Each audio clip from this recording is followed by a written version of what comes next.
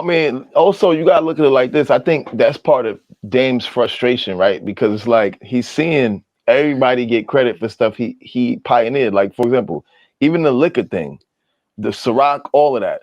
Like he did it first with Armadale.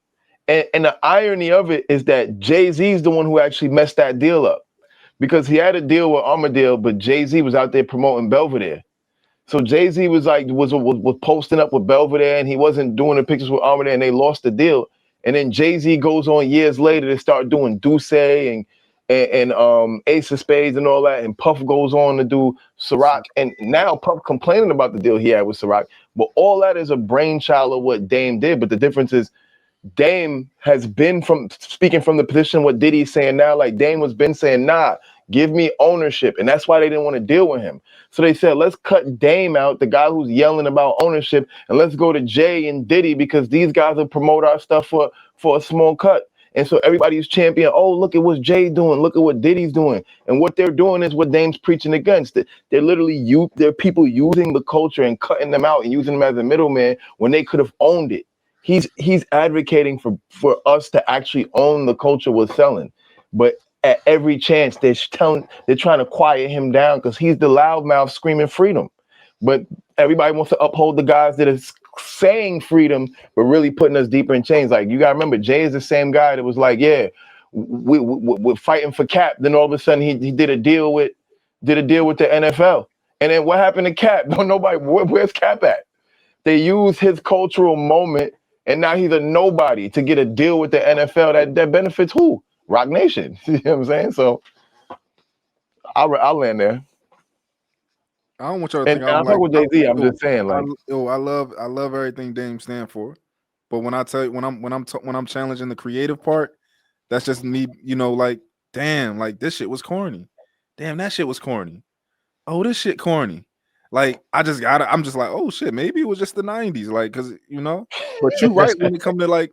You were right when it comes to like him just being a visionary. When it comes to those, you know, he's a great businessman to some degree. You know, he's a great businessman.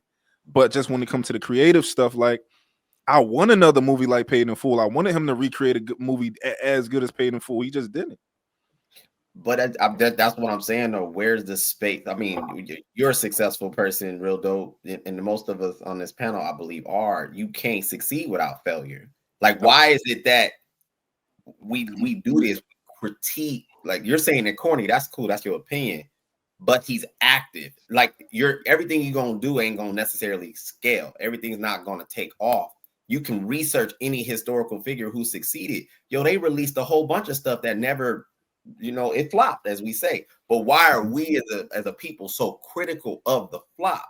Because they're actively doing stuff. That's what I don't understand. It's like these people are trying to infect change, garner, you know, industry, but we like, nah, that's lame. It's like, but they doing stuff, and most of the time, I'm not just you, it's people that go and clock in for other people. They can't even change their schedule without permission, but they got the loudest opinions. You ain't moving nothing. Mm-hmm. It's because people are haters, and anytime you hate on somebody, you're admitting that they're doing better than you, because never in the history of the English language or the word hate has someone hated on someone doing worse than them. So one thing I criticize Jordan. Listen, I'm a fan. That's why I criticize Jordan Peele too. I criticize him all the time.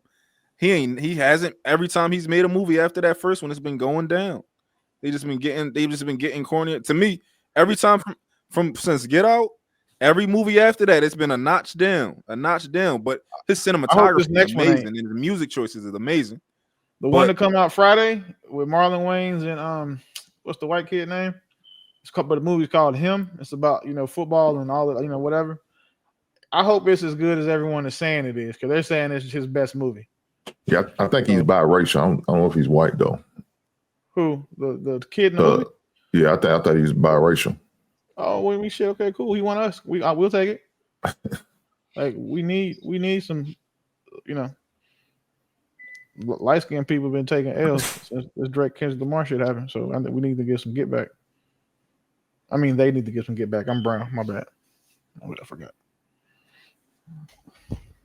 Anybody else want to add anything on that? Dame, what's going on, Ali? I wanted to add one thing. I just wanted to say I feel like one of the best things he said in that interview which kind of summed it up, is like he was talking about how the news would talk about his daughter supposed to be getting evicted from this apartment in Tribeca. But he's like, what they not bringing attention to the fact is that she has her own apartment in Tribeca, right? Like that like, so everyone's like, yeah, Dame's broke, but like they're trying to evict her from her apartment in Tribeca, not from Queens, not from Jamaica Ave. Like he's still living that life. Like I pay attention. Like anytime you see Dame shooting somewhere, it usually has his DD87 thing, but like there's something in it that lets you know that this is his shit. Like it don't be looking like he's in studios that he's renting. A lot of these podcasts, you see them, they're in a rented studio, and then you see this podcast shot there, the other podcast shot there. Damn, it seemed like every time he shoots something, he's somewhere nice. He don't look like he's struggling, in my opinion. So they keep trying to say this broke thing, but what I think it is, I think his money is just in the things that just aren't as public.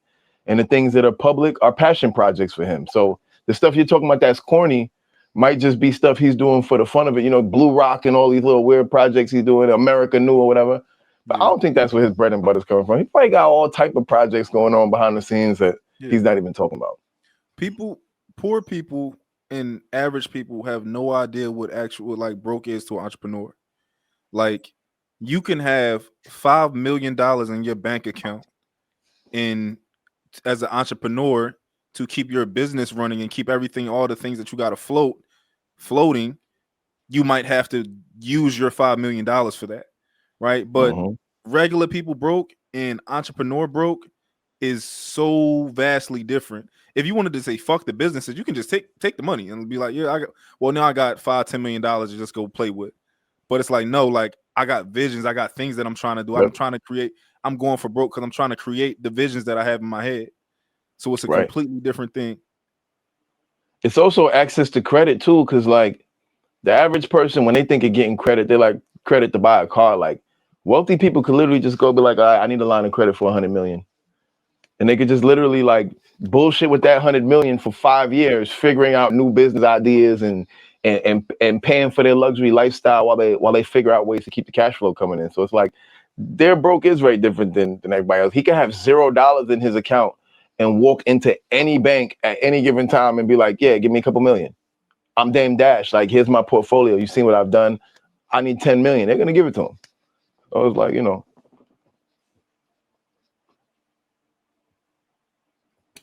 And also personal bankruptcy and your business bankruptcy are different things.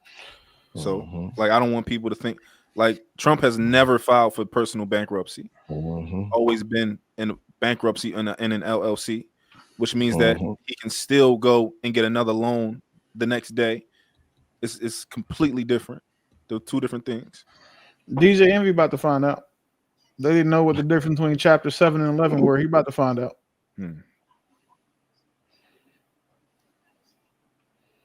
We're talking that money talk, man. I like hearing that shit, man. Off talk. Hey, you should probably do like put a panel together about, you know what I'm saying, for just the business part. I think that'll do well for people. That money talk. Shit, that'd be good for Well, I think financial literacy is definitely needed because, you know, they're literally on there laughing at him about bankruptcy, and it's like he's literally laughing in their face like, you don't get it, dummy. I just did this. Like, he's like, I don't have to pay people that are suing me. Like, you don't get this. Like, you think I'm broke. He's trying to explain to him, like, I have a private office. He's telling you to play. My family business owns all my assets. I don't have nothing in my name. And he's like, he's literally giving you the game. And Charlemagne is on there laughing. And the people who are watching, like Dame said, the people who are watching are going to be like, yo, Dame is broke. He don't know what he's talking about. And it's like, yo, he's literally giving you the source of how wealthy people protect their assets and also avoid paying debts and taxes. And it's like, bro, like, pay attention. He giving you the game. Broke niggas don't understand the game when it's because they just want to hate because they don't agree with it. It's not familiar to their experience or their lived circumstance. So they consider it bullshit because they just don't know better. And typically what you see happening right now is that you can tell somebody's level of financial literacy based on how they react to when they're presented with financial information that's valid and credible and true. So, you know, the fact that the girl had to go look up the different, you know, they made statements about him filing bankruptcy as if it was a negative thing. And then when he came on board, they had to go back and do some fact checking to make sure they were wrong. And then when he highlighted how they were wrong about it, then everybody had the dick face. They didn't want to say anything. They were quiet or tried to segue to other topics.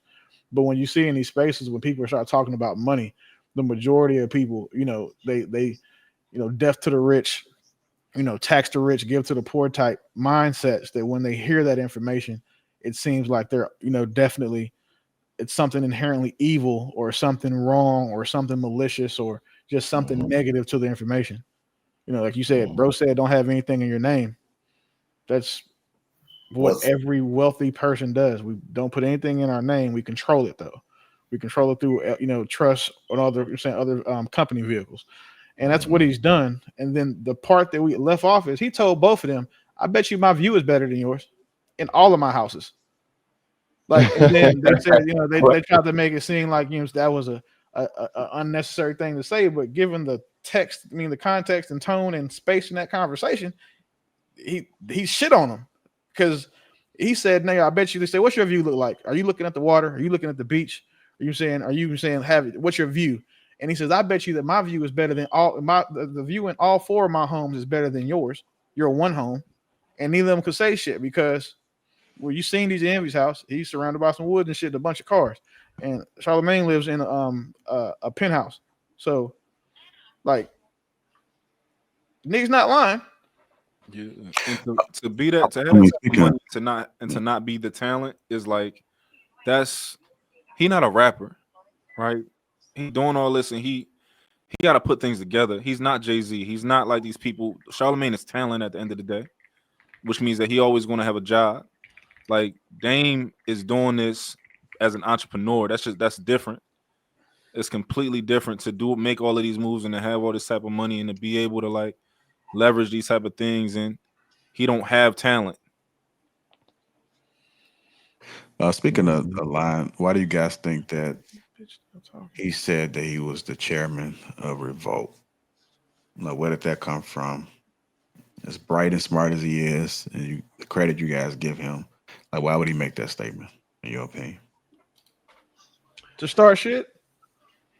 Now you got people talking about it. Now he got Revolt coming out making statements. The best thing you can do when you're in the public space, if you want attention, is go tell a sensational lie. Yep. That's what he did. I think I agree with Willie. I think it's no different than when Trump will be like, yeah, we're gonna do the wall and we're gonna make Mexico pay for it, or we're gonna tariff Canada, and then Canada starts running their mouth and giving up all their positions and all of their feelings because it's just a way to stir the pot.